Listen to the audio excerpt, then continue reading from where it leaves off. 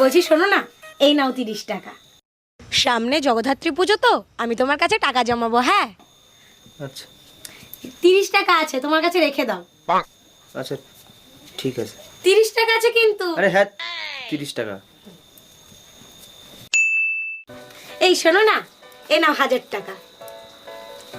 আজকে কিন্তু আমি তোমার 1000 টাকা দিলাম, মনে রেখো কিন্তু। আচ্ছা ঠিক করে রেখে দাও তাহলে তোমার কাছে।